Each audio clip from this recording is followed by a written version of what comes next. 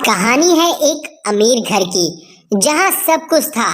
पैसा, शान, ठाठ बाट, बस नहीं थी तो एकता और इंसानियत। और उसी घर में आई थी एक गरीब बहू, जिसका नाम था गौरी।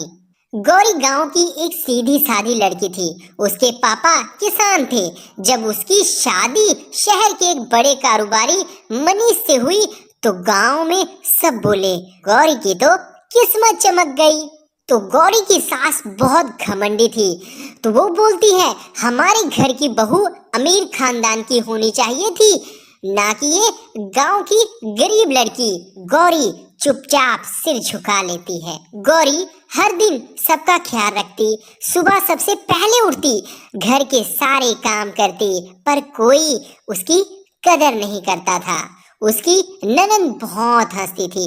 अरे मम्मी, इसे देखो, गांव की तरह बर्तन मांज रही है। उसकी सास बोलती है, इस घर की इज्जत मिट्टी में मत मिला देना गौरी, तू यहाँ बस एक नौकरानी है, हमारी बराबरी करने की कोशिश मत करना। गौरी की आंखों में आंसू हैं, पर वह फिर भी काम अपना कर रही है।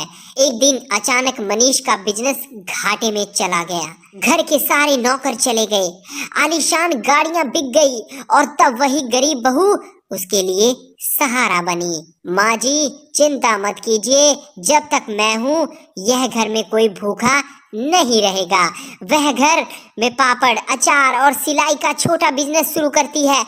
गौरी ने अपने हौसले और मेहनत से धीरे धीरे सब कुछ बदल दिया। उसके बनाए पापड़ और अचार शहर में मशहूर हो गए।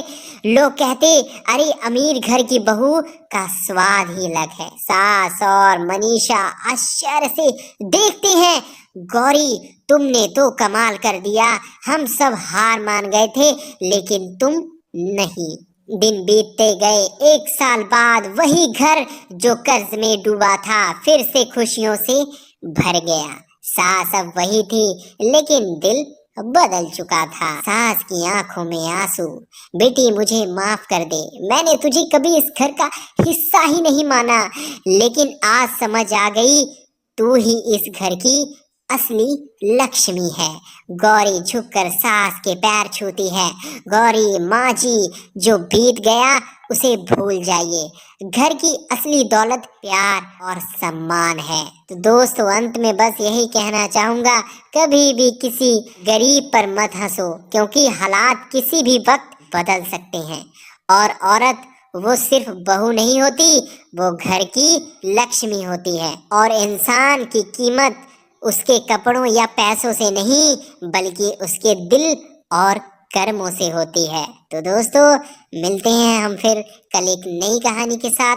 अगर थोड़ी सी भी इस कहानी में आपको कुछ भी अच्छा लगा हो तो अपना नाम कमेंट में ज़रूर लिखें।